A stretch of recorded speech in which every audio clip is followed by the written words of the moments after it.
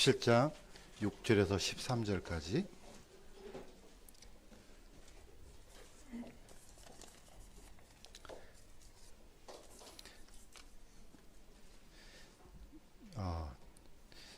제가 먼저 읽겠습니다. 그때에는 이스라엘의 왕이 없었으므로 사람마다 자기 눈에 옳은 것을 행하였더라. 유다 가족에 속한 베들레헴 유다에 한 청년이 있었는데 그는 레위 사람이며 거기서 머무는 자더라. 그 사람이 머물 곳을 찾으려고 그 도시 베들레헴 유다를 떠나 이동하다가 에브라임 산으로 가서 미가의 집에 이르매 미가가 그에게 이르되 너는 어디서 오느냐 하니 그가 그에게 이르되 나는 베들레헴 유다에서 온 레위 사람으로 내가 처소를 찾는 곳에서 머물려고 하나매 미가가 그에게 이르되 나와 함께 거하며 나에게 아버지와 제사장이 되라. 내가 해마다 은 10세겔과 의복 한 벌과 양식을 주리라 하므로 이에 그 레위 사람이 거기로 들어갔더라. 그 레위 사람이 그 사람과 함께 거하는 것을 만족스러워하였으며 그 청년이 그에게 그의 아들 중에 하나같이 되었더라. 미가가 그 레위 사람을 거룩히 구분하며 그 청년이 미가의 제사장이 되어 그의 집에 거하므로 그때 미가가 이르되 레위 사람이 네 제사장이 되었으니 이제 주께서 내게 선을 베푸실 줄 내가 아노라 하니라. 아멘. 잠시 기도드리겠습니다. 하나님 아버지, 오늘 또 저희들에게 또 하나님께서 지혜 주시고 또 하나님을 거룩히 구별할 수 있는 시간 주셔서 감사합니다. 우리가 드리는 이 예배 처음 첫 주를 드렸던 것처럼 마지막 주도 동일하게 드릴 수 있도록 도와주시고 우리의 첫 시작을 이와 같이 드렸던 것처럼 마지막까지 우리의 삶도 주님께 드려질 수 있도록 도와주시옵소서. 감사드리며 예수님의 이름으로 기도드립니다. 날씨가 너무 추워서 오다가 보니까 한강이 좀 얼었더라고요. 옛날 어르신들은 이건 추위도 아니다 그러는데 그때는 그때고 또 지금은 또 추운 것 같습니다. 자, 오늘 제목이 특이하게 누가 우리의 왕인가 이렇게 정했습니다.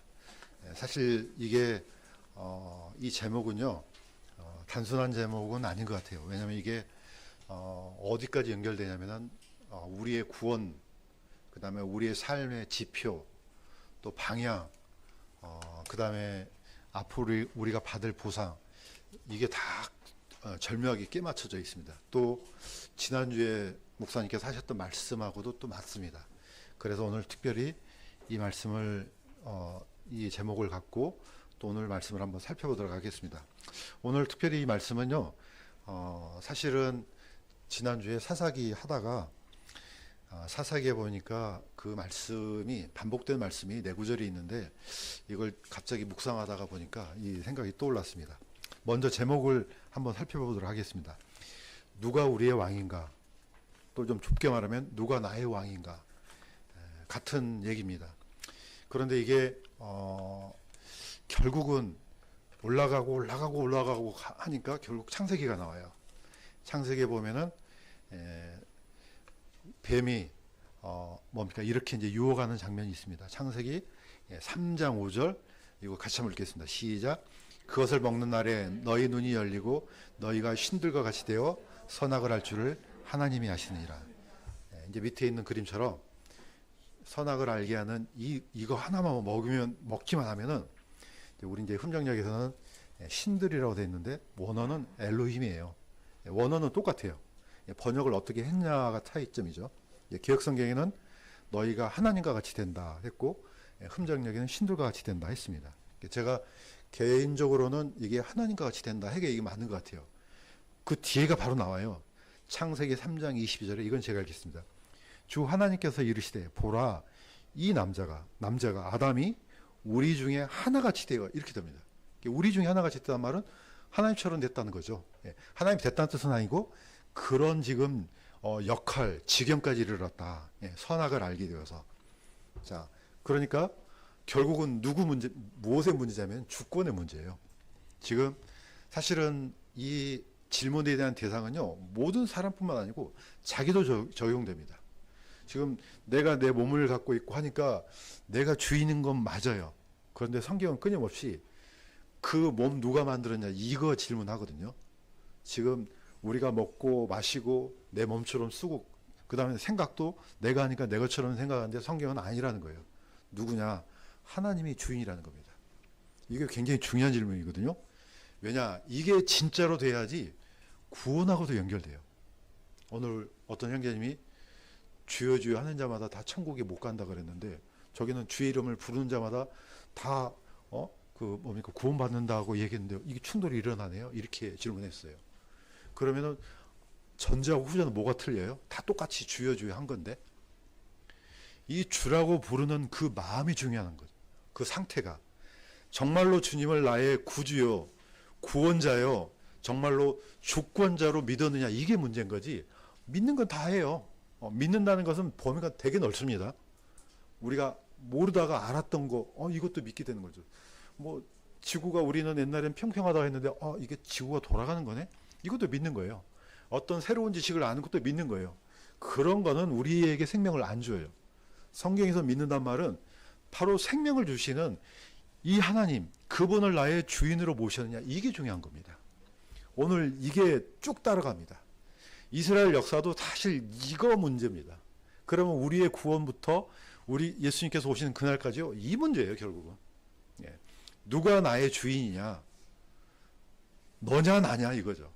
근데 첫사람 아담은 내가 주인이 되고 싶은 마음이 있는 거죠.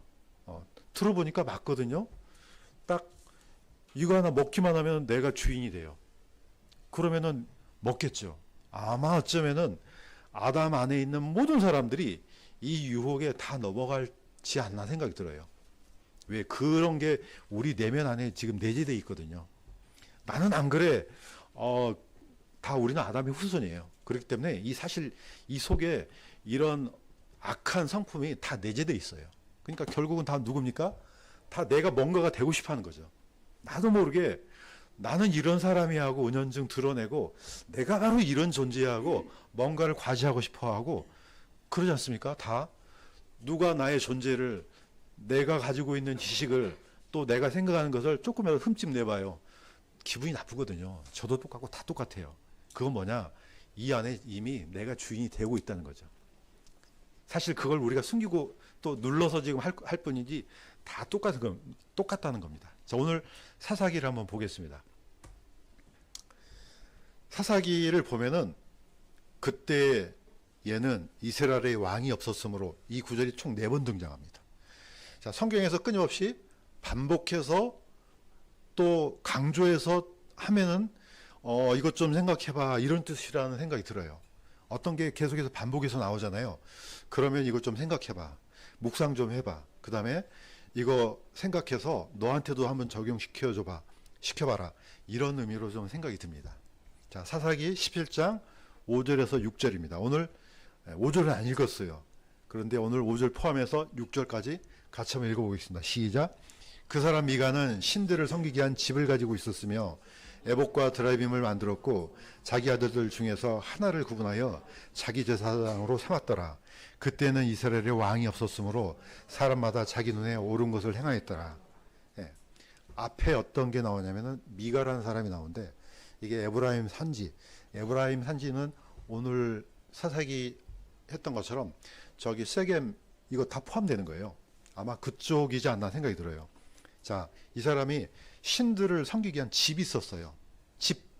옛날에는 이걸 신당이라고 그랬죠. 그 다음에 에봇과 드라빔을 만들었어요. 드라빔은 놀랍게 밑에 있는 그림에 보시는 것처럼 제사장이 입는 겉옷에 걸친 약간 조끼처럼 되는 거 있잖아요. 이거 에봇이에요. 근데 이걸 누가 만들어요? 미가가 만들었어요. 그 다음에 드라빔은요. 저번에 말씀드렸지만 들고 다니는 우상이에요. 불상처럼 크면 못 들고 다니잖아요. 그걸 축소시켜갖고 주머니에다 넣고 다녀요. 자, 이 드라빔을 가져왔던 인물 중에 한 사람, 기억나는 사람 누구 있죠? 라헬. 예. 왜 라헬이, 저는 생각해 봤어요. 야곱은 라헬을 너무 사랑했어요. 레아는 못생겨서 별로 사랑하지 않았어요. 그러면 조상의 라인이 라헬을 통해서 흘러가야 되는데 안 그렇습니다. 누구를 통해서 흘러갑니까? 레아를 통해서 흘러가요. 그 중에 하나가 바로 라헬이 들고 온 드라빔 때문에 그러지 않나 생각이 들어요. 예, 철저하게 믿지를 않았던 거죠. 어쨌든 이 사람은 집도 갖고 있었어요. 에봇도 있었어요. 다 맞는 겁니다. 그러면서 자기 아들들 가운데 하나를 구분하여 자기 제사장으로 삼았어요. 지금 누가 주인입니까? 예, 미가가 경배받는 거예요. 이거 섬기는 게 아니고 사실은 내가 주인이야 이겁니다. 자, 밑에 있는 그림처럼 이 집은 하나님을 섬기기 위한 성막이 따로 있습니다. 그 다음에 그 총지휘자가 대제사장이에요. 이 모든 시스템이 다 갖춰졌어요. 그래서 이스라엘은 애굽에서 나온 순간부터 전부 다 절대적인 주권이 하나님한테 있습니다. 그래서 하나님께서 어떻게 말씀하셨느냐, 뭐라고 말씀하셨느냐, 뭐가 선인지 악인지 뭐라고 했느냐, 이게 중요하거든요. 그러면 모든 백성들이 이걸 따라가야 되죠. 그래서 이스라엘이라는 나라 자체는 전체가 예배 공동체예요. 전체가, 국가 전체가. 다른 소리를 내면 안 돼요. 그런데 이 사람은 필요 없어요. 내 집, 에봇도 비슷하게 만들고, 드라빔도 만들고, 제사장도 만들고. 이유가 뭡니까? 바로 6절이 있습니다. 6절은 같이 한번 읽겠습니다. 시작. 그때는 이스라엘에 왕이 없었으므로 사람마다 자기 눈에 옳은 것을 행하였더라. 결국은 왕이 누굽니까? 자기라는 겁니다. 내가 왕이야. 그러니까 왕인데 누가 감히 왕한테 당신 왜 그래요? 할 사람 있어요? 그랬다간 당장 목이 날아갈게요. 내가 주인이야. 그러니까 자기 생각대로 섬기는 겁니다. 자, 이거는 예배가 무너진 겁니다. 이미. 사사시대는요, 이 하나님과의 관계가 무너져 버린 거예요. 그러면은요, 이게 무너지면은 좋잖아요. 내가, 교회도 안 가고 예배도 안 드리고 내 마음대로 살고 그러면 좋을 것 같잖아요. 보통 집에서 편안하게 지금 이불 깔고 덮고, 그냥 뭐, 다른 사람들 뭐 교회 가든지 말든지 하면 좋을 것 같잖아요. 필연적으로 그 결과가 자기한테 떨어져요. 이 사사기가 지금 계속해서 보여주는 케이스가 바로 이겁니다. 내가 지금 좋을 것 같지? 아니야. 왜 아니야? 하나님께서 만드신 피조물은요, 필연적으로 하나님과의 관계가 좋아야 돼요.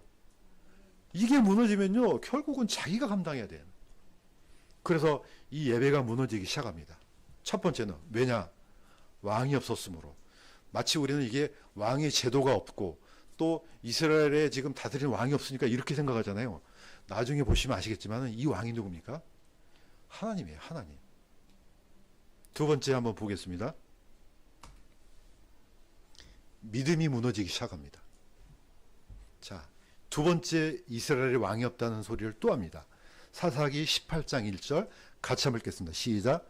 그때는 이스라엘에 왕이 없었고 또 그때 단족 속의 지파는 자기들이 들어가 거할 수 있는 상속의 땅을 구하는 중이더니 이는 그들이 이스라엘 지파들 가운데서 그때까지 자기들의 상속의 땅을 다 얻지 못하였습니다. 원인과 결과가 딱 뚜렷하게 나옵니다. 사실 이거는요, 지금 훈정역 2판에 이렇게 번역이 돼 있어요. 근데 제가 보니까 번역이 너무 잘 돼 있어요. 2판은. 오히려 지금 몇 판이죠? 5판은 뭔 소리를 하는지 모를 정도로 망가져 있어요. 앞뒤가. 자, 그때는 이스라엘에 왕이 없었다. 자, 그 위에 어떤 일이 있었느냐? 단족 속의 지파가 자기들이 거할 수 있는 상속의 땅을 구하는 중이더니, 자, 이는 그들이 이스라엘 지파들 가운데서 그때까지 자기들의 상속의 땅을 다 얻지 못하였다. 이렇게 나옵니다. 원래 단지파 땅은요, 에브라임 밑에 베냐민 옆에 유다 위에 사이에 있어요. 그래서 원래 땅은요, 이 욥바라는 항구, 미항이란 뜻이에요. 이스라엘에 아주 아름다운 항구란 뜻이에요. 그래서 욥바로 이름 붙였어요. 다 여기. 그 다음에 소라, 삼손의 고향이죠. 딥나, 여기다 단지파 땅이었습니다. 자, 이미 여호수아 때 땅을 분배해 줬어요. 다 줬어요. 그 다음에요, 그 분배한 땅을 자기네들이 들어가서 얻어야 되는 거예요. 여기에 온니엘, 갈렙 자손, 갈렙과 온니엘은 다 어떻습니까? 땅을 분배받았는데 가서 이 산지를 내게 주소서 그냥 덜컥 나옵니까? 아니에요.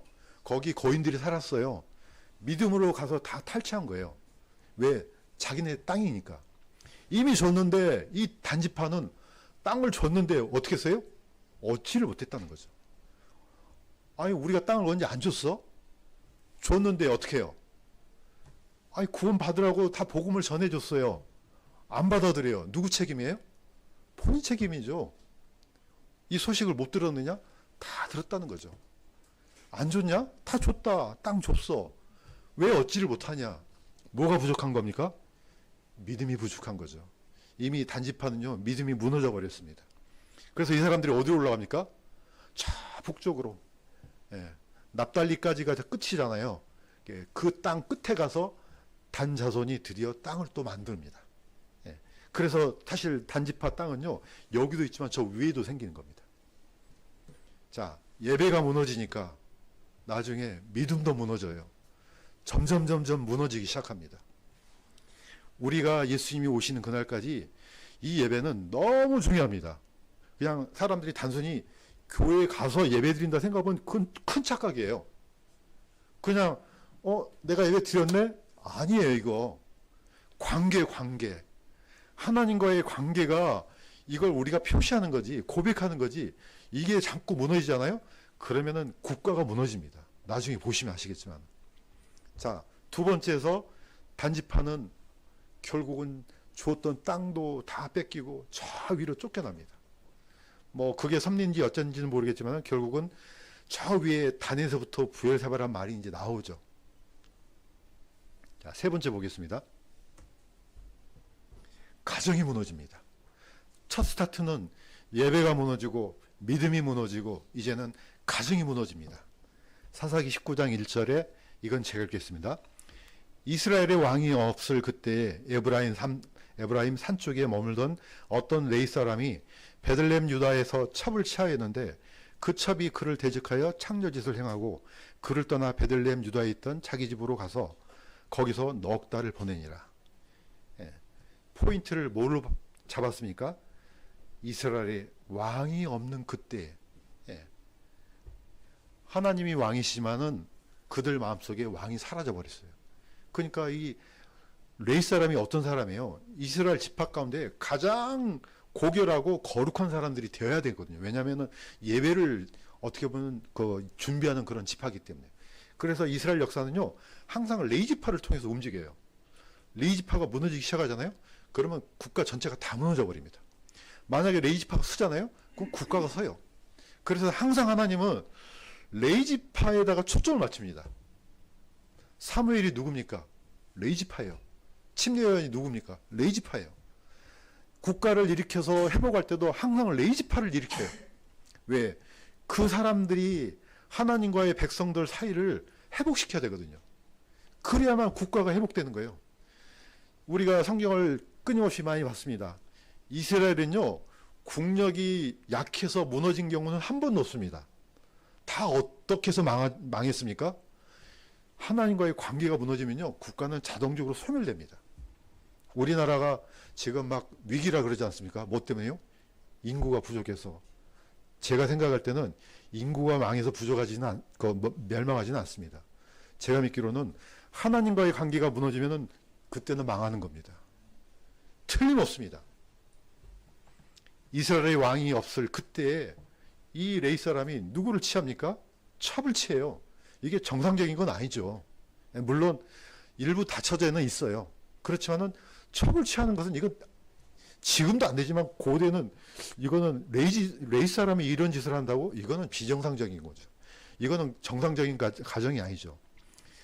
예나 지금이나 유대인들은 결혼을 너무너무 이게 거룩하게 생각합니다. 그래서 이 사람들은 결혼할 때 항상 뭐 위에 아래서 결혼합니까? 후파 아래서 결혼해요. 후파는 장막이에요. 위에 장막이 네 귀퉁이를 받치고 있어요.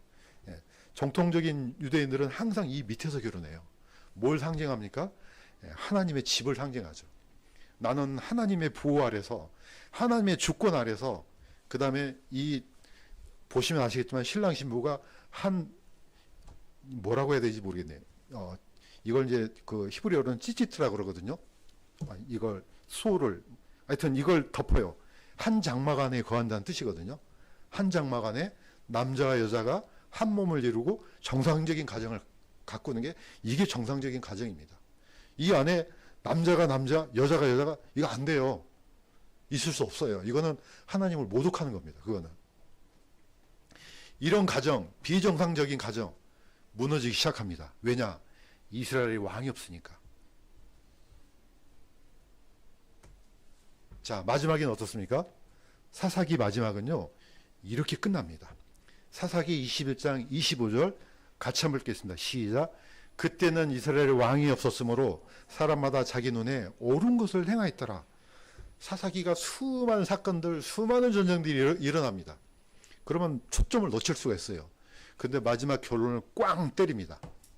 그때는 이스라엘에 왕이 없었으므로 사람마다 자기 눈에 옳은 것을 행하였더라. 이렇게 해서 국가가 무너지기 시작합니다.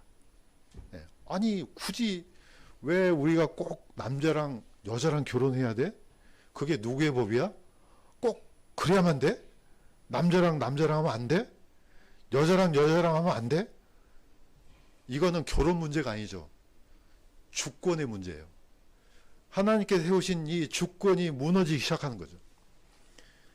모든 사람들은 다 각기 자기의 어떻게 보면 생각에 주권이 있어요.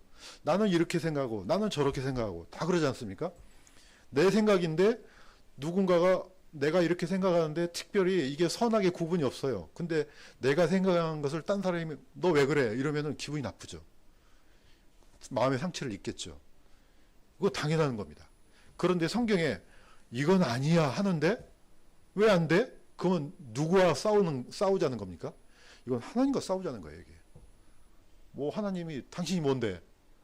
왜 그래야 되는데? 내가 왜 예배를 드려야 되는데? 내가 왜 11조를 바쳐야 되는데? 내가 왜 그래야 되는데? 이렇게 되잖아요. 그 순간 이게 이 마음속에 자리 잡는 순간 자기는 지금 뭔가 짐을 덜었다 생각하잖아요. 더운 게 아니에요. 그 순간부터 이게 지옥으로 가는 계단으로 내려가는 거죠. 제가 옛날에 한번 예화를 한번 드린 적이 있습니다. 아프리카에 어떤 선교사님이 그 원주민들하고 이제 같이 갔는데 이웃 마을로 이제 복음을 전하러 가는데 강이 하나 있는데 어떤 원주민들이 그 강을 건너기 위해서 전부 다 돌을 하나씩 갖고 오더래요. 돌을 하나씩 갖고 메고 강을 건너요. 그래서 선교사님이 아니 왜 그 어리석은 짓을 하냐 했더니 이거 반드시 해야 돼요. 그러더래요. 나중에 알고 보니까 그 말이 맞구나. 왜? 이 돌을 매지 않으면은 물살이 세서 몸이 떠내려가는 거예요, 이게. 우리가 주신 이 하나님의 명령들, 말씀들이요. 우리가 볼 때는 무거운 것 같아요. 무거운 것처럼 보여요. 근데 이게 사라지잖아요? 그럼 휙 날아가 버립니다. 이게 결코 우리를 짐을 지우려는 게 아니에요. 이게 있어야만 우리가 행복한 삶을 살 수 있기 때문에 그렇습니다. 그래서 수많은 율법들은요, 처음부터 다 그런 기능을 해요. 야, 내가 만들었으니까 나한테 경배해. 이게 아니에요. 그렇게 해야만이 그 사람들이 행복하게 살 수 있으니까 하나님은 그 법을 주신 거였거든요. 이게 단순한 게 아니에요. 사람들이 볼 때는 막 자유롭고 뭐 인권 존중하고 이런 것처럼 보이잖아요. 그때는 좋아요. 뭐가 무너집니까? 사회가 무너지고 국가가 무너져 버립니다. 이게. 자, 하나님께서 사무엘한테 얘기하신 겁니다. 왜 얘기하셨느냐? 이때는 보니까 다른 나라도 다 왕이 있고 막 이렇게 막 웅장한 행렬도 있고, 이거 멋있어. 그러니까 백성들이 다 뭘 요구했습니까? 우리한테 왕을 달라고 요구합니다. 그러니까 주께서 이렇게 얘기하십니다. 제가 읽겠습니다. 주께서 사무엘에게 이르시되 그들이 너를 버리지 아니하고 나를 버려 내가 자기들을 통치하지 못하게 하려 하였느니라. 내가 그들을 이집트에서 데리고 올라온 날부터 이날까지 그리하는도다. 예. 이게 어떤 시스템의 문제가 아니죠. 우리는 보통 뭐 시스템이 잘못됐기 때문에 이렇게 된 게 아니냐. 아무 상관없습니다. 이게 사사시대든 모세가 다스리던 시대든 요수아가 다스리던 시대든 나중에 다윗이 다스리던 시대든 아무 상관없어요. 문제를 포인트를 잘 이해해야 돼요. 누가 주인이냐 이거죠. 내 마음속에 하나님이 왕으로 계시냐 이거 중요한 겁니다.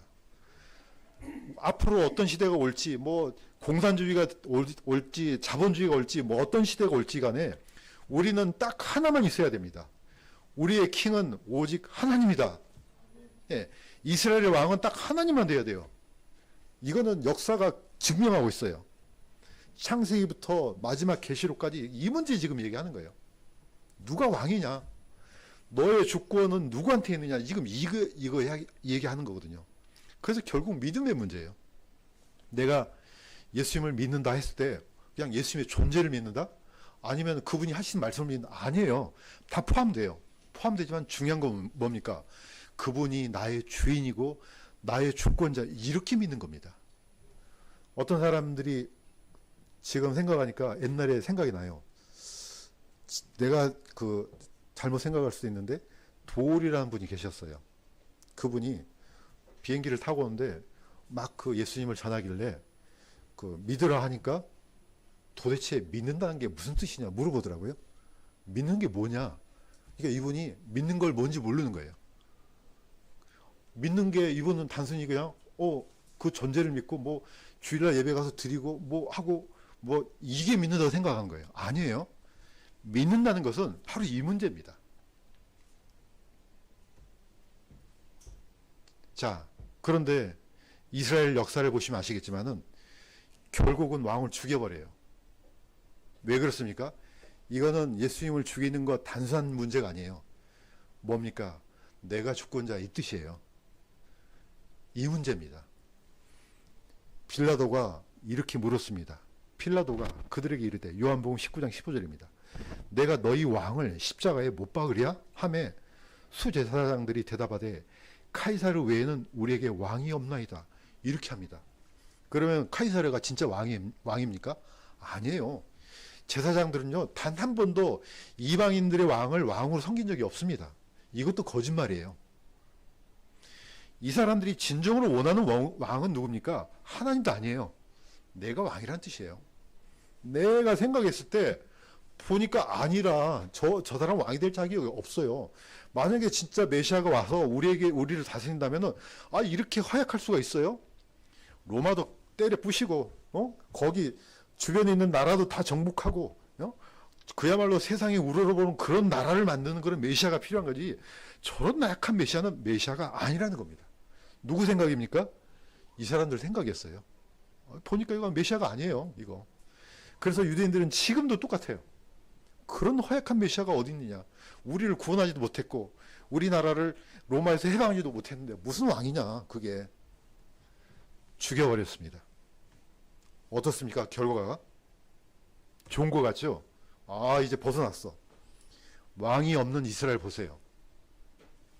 누가복음 13장 34절에서 35절.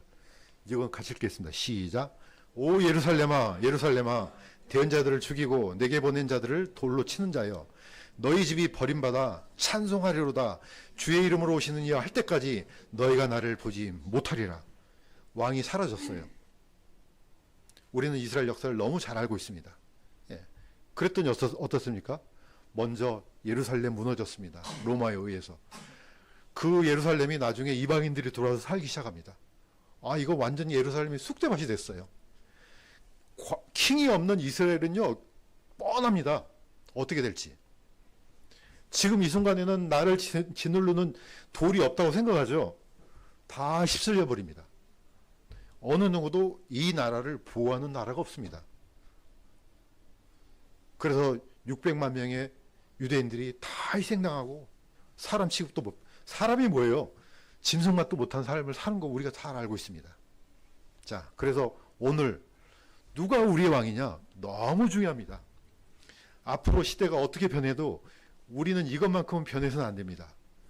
하나님, 예수 그리스도, 성령님이 그것만이 우리의 왕이다. 그 어떤 말씀도 우리는 귀담아 듣지 않겠다. 이분의 말씀만 듣겠다. 우리는 이렇게 결단할 필요가 있습니다. 자, 우리가 섬기는 왕. 예수님께서 이제 복음을 다 전하시고 가이사랴 빌립보, 그야말로 바로 단하고 비슷해요. 최고로 꼭대기에 있는 도시 가이사랴 빌립보에서 말씀하셨어요. 물었습니다. 너희는 나를 누구라 하느냐? 이제 거의 다 이제 복음 사역이 끝마치고 제일 꼭대기에서 물었습니다. 그랬더니 시몬 베드로가 주는 그리스도시요 살아계신 하나님의 아들이시니다. 이렇게 고백했습니다. 자, 이거 다시 한번 읽겠습니다. 시작. 너희는 나를 누구라 하느냐 하시니 주는 그리스도시요 살아계신 하나님의 아들이시니다. 굉장히 중요한 고백입니다. 이건 생명 같은 고백이에요. 자, 쉽게 말해서 다시 한번 설명합니다. 예수 그리스도는 그리스도요. 자, 히브리 말로는 메시아란 뜻이에요. 킹이요, 킹. 예수님은 나의 왕입니다. 두 번째는요, 살아계신 하나님의 아들. 이거는 하나님이세요, 이 뜻이에요. 베드로는 두 가지를 고백했어요. 지금 이렇게 묻는 그 예수님은 바로 나의 왕이십니다. 동시에 나의 하나님이십니다. 다시 말해서 창조의 주권자입니다. 또 나를 통치하신 킹입니다. 그래서 예수님은 어떤 존재입니까? 킹 오브 킹스예요. 왕들의 왕입니다. 주들의 주입니다. 이게 우리의 삶에 벗어나서는 안 될 중요한 길입니다. 이제 마무리하겠습니다. 지난주 목사님 설교 제목이 기억나십니까? 복 있는 인생을 살려면. 아마 다 잊어버렸죠? 네. 저는 어차피 묵상을 해야 되니까 다시 끄집어 왔습니다. 똑같습니다. 어떤 인생이 행복하냐, 복 있는 인생을 살려면 어떻게 해야 되느냐, 이렇게 가야 된다는 겁니다. 하나님의 주권을 인정하고 그분의 말씀을 따라서 살면은 행복하다는 거예요. 매우 심플합니다. 자, 에베소서 5장 1절에서 2절 같이 한번 읽겠습니다. 시작. 너희는 사랑스러운 자녀로서 하나님을 따른 자가 되고 그리스도께서 우리를 사랑하사 우리를 위해 자신을 향기로운 냄새의 현물과 희생물로 하나님께 드린 것 같이 사랑 안에서 걸으라. 같이 걸어가는 겁니다. 하나님을 주인 삼고 그분을 나의 주인으로 모시고 왕으로 모시고 따라가면은 행복한 인생이 됩니다. 이게 바로 믿는 겁니다. 말로 믿는 거 누가 못합니까? 다 믿죠. 주여 주여 다 합니다. 심지어 이 사람들은요, 주여 주여 하면서 주의 이름으로 마귀들도 쫓아내고 주의 이름으로 병도 고치고 다 했어요. 그런데 뭐가 안 됐습니까? 단 한 번도 그 사람들 마음속에 주인이 된 적이 없는 겁니다. 이거는 믿는 게 아니에요. 그런 믿음은요, 저 중들도 믿어요. 물어보면 나 하나님 믿어 이래요. 저기 이슬람 보세요. 아예 번역이 뭐로 돼 있습니까? 하나님으로 돼 있어요. 너무나 놀라운 일이에요. 세상에 다 자기 나름대로 또 하나님 다 있습니다. 이런 것은 믿는 게 아니라는 겁니다. 그래서 오늘 우리가 지금 이제 시작입니다. 그래도 한 달이 쌓이고 또 두 달이 쌓이고 또 1년이 쌓이고 이제 그럼 평생이 쌓입니다. 혹시라도 이런 결단을 못했으면 오늘이라도 이런 결단을 하고 주님을 따르는 우리가 되기를 주님의 이름으로 간구드립니다.